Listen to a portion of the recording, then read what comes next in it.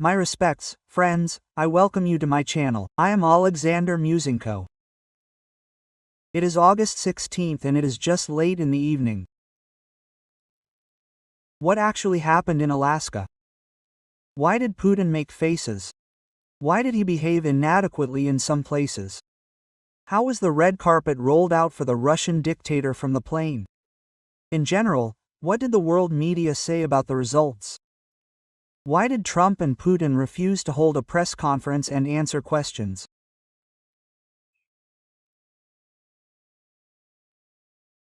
And there are already quite interesting insider tips that will be voiced here, perhaps for the first time, about what happened on the sidelines of the meeting, what Putin wanted, why he really begged Trump, because according to the data I have, Putin really begged and asked Trump for help so that the American president would influence the president of Ukraine Zelensky, the Ukrainian position. In general, he is confused by the Ukrainian leadership, confused by the inflexibility of the Supreme Commander-in-Chief of the Armed Forces of Ukraine, President Zelensky. The way the Ukrainian people are holding on courageously, heroically, does not give Russia and the Russian dictator any chance. And the problems that the enemy faced in the Donetsk region, not being able to seize this region by force.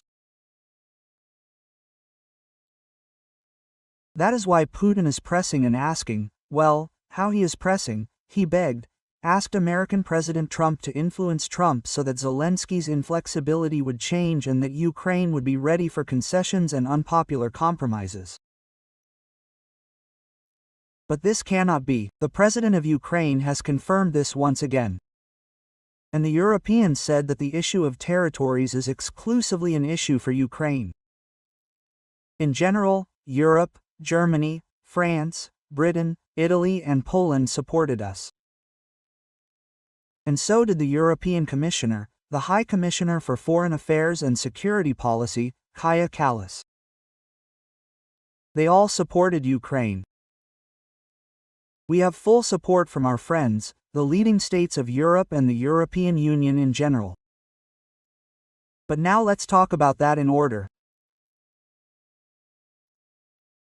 Well, the first thing is that the world media has nevertheless been inclined to believe that American President Trump, who agreed to let Putin onto American soil and also onto one of the secret large air bases of the United States of America, did not look very good. This is what I was talking about the day before. A lot of people protested in Alaska. Most Americans who live there opposed it.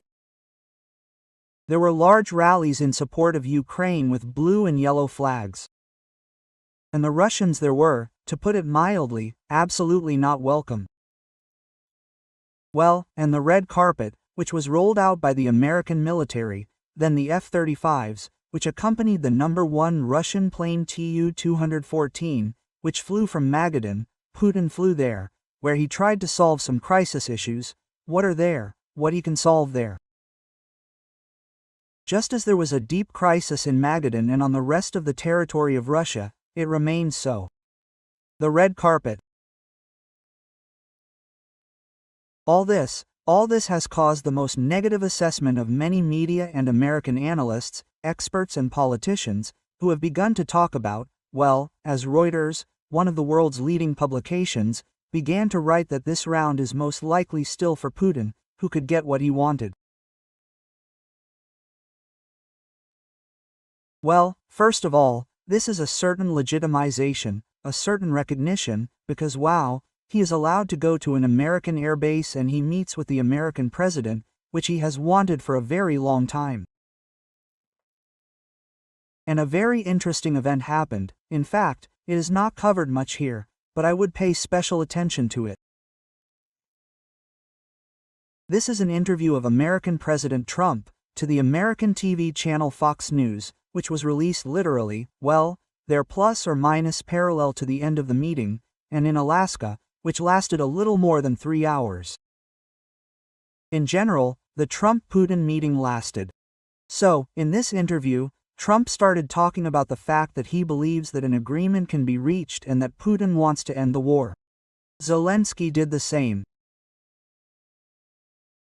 Well, this is not new information, we have heard this many times, but a very interesting and new nuance that has not been voiced by the American president before, was voiced perhaps for the first time in this interview? Attention, this is very important and it indicates the possible contours and vectors of American foreign policy and strategy for the future. What did Trump say? Trump said that in fact China and Russia are not friends and not partners, but they are almost enemies, because China wants Russian territory. I will quote the American president almost verbatim. Russia has territory, China has people. What is unclear here, it would seem? The fact that the Sinicization of Russia is already taking place is a fact. Russian economy, Russian lands, access to rare earth minerals and metals, investments, especially the territories of the Far East, which are depressed, which have minerals, but Putin, Russia really has no money, and there are no people who would do this there. Therefore, what Putin has been doing all these years, he was just looking for someone to sell the Far East to. But Japan did not want to, there Putin held all these economic forums in Vladivostok and not only. The Japanese did not want to, South Korea did not want to. Well, and then Putin began to actually engage China so that Beijing would decide on this. And Beijing acts cunningly, they enter there anyway. And why is Trump voicing this? Well, it seems obvious to me that in this way the Americans are seeking to strategically implement what they have been warned about repeatedly. And, unfortunately, they are seeking to put it into practice. This is to try to tear Russia away from China and try to use Russia to deter China. That is, this is one of the pillars on which Washington is thinking of building strategic cooperation and interaction with the Kremlin in the future. Here, I think, everything is obvious and Trump is talking about it, and this is happening on the American channel Fox News. That is, there is flirting, there is a search for connections, points of contact, connections. And in parallel with this, there was a very serious propaganda pumping from Russia, who made promotional videos, mini-documentaries, a lot of stories, media reports about the history of relations between the Soviet Union and the USA, about détente, about the reset. This is already a more modern period of Russian-American relations. That is, they talked a lot and the information space of Russia is still seething. They tell how great Putin is, how he managed to achieve many significant breakthroughs, where they saw this breakthrough. Well, as always, the Russian media and propagandists are lying, who, by the way, did not get enough sleep because they made them sit on folding beds, which are very uncomfortable. Well, at least in some way the positive thing from this meeting, from the trip of the Russian delegation to Alyaskę, is that they were shown their place and put in a stall, which certainly cannot but please us all, because they have a place there, especially all these Russian Putin criminals, information provocateurs, propagandists and appeals who make calls for genocides and so on, the Semanyans and other Zakharovs there and the like. Well, actually, they have a place there because of that. Ah, it started with that, and then there was a meeting, and Putin made all these grimaces. Well, you could see all that. And some guy pretended not to hear the questions when American journalists started asking him specific questions. What if you stop killing people, innocent civilians, when you stop committing crimes and terror? Because it's nonsense. Well, you understand, no matter who you talk to, everyone asks the question that I asked. And can the United States of America after this be called the leader of the free world, the democratic world, a world that is based and founded on certain principles, the first and most basic of which is respect for human rights and freedoms? This is respect for democracy, for procedures. This is respect for the rule of law, in particular international law, which Putin and the entire Kremlin gang brutally trampled on when they attacked Ukraine. These are basic principles. And the United States has taken on the burden of leadership in protecting these basic principles, fundamental rights and freedoms. And can they continue to bear this? That is, this is the basic question, essentially in terms of form, without even going into the content of the negotiations. Now we will also talk about this, but in terms of form. And these questions seem to me to be quite fair. And what about you, friends? Please write what emotions you had when you saw Putin there, this Kremlin criminal, a terrorist, walking down the red carpet there in Alaska, at a secret American military base. How did you react? Please write in the comments under this video. I will be very grateful, because it traditionally reminds of the price and your thoughts and position. And now, actually, to what we could discuss. Well, firstly, the speeches were short, laconic, from which after the meeting, from which it was difficult to understand and build far-reaching conclusions and forecasts. I will say right away that there was no betrayal. The worst thing for us did not happen, because no matter what, Ukraine's position must be taken into account. That is why President Trump called European leaders and Ukrainian President Zelensky after the meeting, informed them about the discussion and talked about what to do next. And President Trump invited the Ukrainian president to Washington.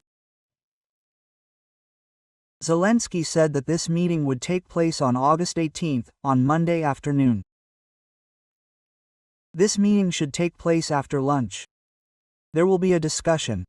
And what is the discussion about? Judging by the statements made by the Europeans, they made important statements for us.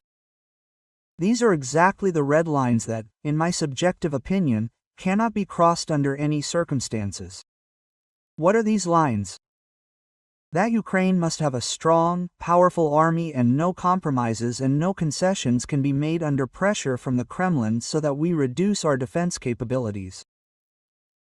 Second, that Ukraine must receive assistance from the West to support and strengthen this defense capability.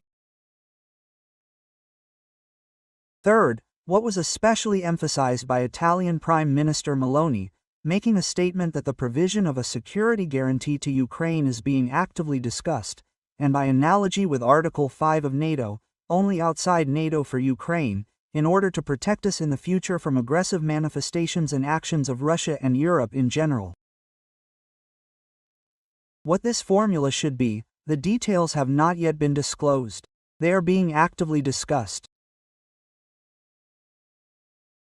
French President Macron, in turn, said that this is what needs to be discussed now and that the United States will work, including together with the coalition of the willing, that is, European states, to develop just this stable, strong structure of a security guarantee for Ukraine. There's one peculiarity in this. European leaders declare that the issue of resolving the territorial issue depends on Ukraine. Don't you think, friends, that in this way the Europeans are washing their hands and saying, well, let Ukraine decide, and, excuse me, where are the statements about the inviolability of territorial integrity, about the inviolability of borders, about the impossibility of changing state borders by force, about respect for international law, which has been violated by Russia and which must be restored? Otherwise, the world will turn into chaos and a jungle, where the strongest survives, and not according to the principle of legal procedures and opportunities. Where is all this? Yes, Ukraine should decide, of course, I agree.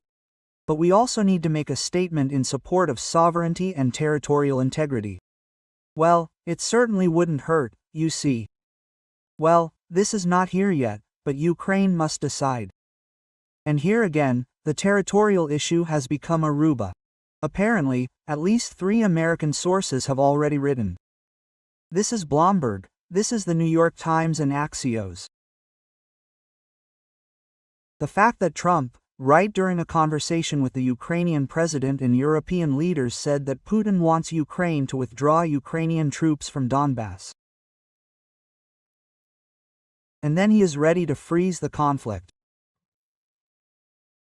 And in general, there can be no talk of a ceasefire, but we need to talk about some far-reaching consequences and the possibility of a long-term settlement and the advent of a more stable and lasting peace. That's it. That is, the issue of Donbass was raised again. Everything that the media wrote about, warned about on the eve of this meeting, is once again confirmed thanks to insider information, numerous leaks that have begun to appear, and further, I think, there will only be more of them. We will have more information by the morning, when I will prepare a fresh briefing for you, I think. Well, that's how it is now around this, but it will betray, because in parallel, the President of Ukraine, the Supreme Commander-in-Chief of the Armed Forces, paid attention to the most important thing in all of this. This is the Armed Forces of Ukraine, the Defense Forces, and the situation in Donbass. Where would the President of Ukraine have noted that our forces have had some successes, restraining the enemy, destroying his forces, and repelling positions precisely in the direction of Pokrovsk and Dobropilya? That is, attacks are being repelled and Putin cannot implement by force what he seeks, to seize the entire Donetsk region within the administrative territorial borders as soon as possible. That is why he is asking Trump for help. Help me, American President. Put pressure on Zelensky. That is the question of everything. And what are the Russians asking in return? Again, the media is saying that Putin is supposedly ready to discuss the withdrawal of Russian troops from a narrow strip where they are still in the territory of Sumy region, from where they are already being driven out by the armed forces of Ukraine and Kharkiv region. And we are not talking about the Zaporizhia region or Kherson, but still, judging by everything, Putin did not raise the issue of Ukraine withdrawing from Zaporizhia and Kherson, from those parts that are controlled by the Ukrainian government and army. Which, whatever it may be, is a lowering of the Kremlin's position and an assessment of its forces, that they cannot do anything, take it by force. And Trump cannot find the tools to put so much pressure on Ukraine that Ukraine would go for some kind of capitulation. That's all. They are incapable. I congratulate you, friends. This is called true subjectivity. This is called true participation in the international agenda and international relations. We are waiting for a difficult struggle, difficult weeks and months. But if we have the opportunity to end this war by Christmas, by the great Christian holiday, December 25th, by the light of the Lord, when the Lord comes into this world and must grant us peace, as noted by Lindsey Graham, a famous American senator, then we definitely have a chance to end it on conditions worthy of Ukraine. And that's the only way it should be. And no meetings in Alaska, whatever they may be, can change the Ukrainian agenda, which is being heroically fought for by the defense and security forces to Ukraine, to whom glory, honor, respect and bow. Take care of yourself and glory to Ukraine. Yeah.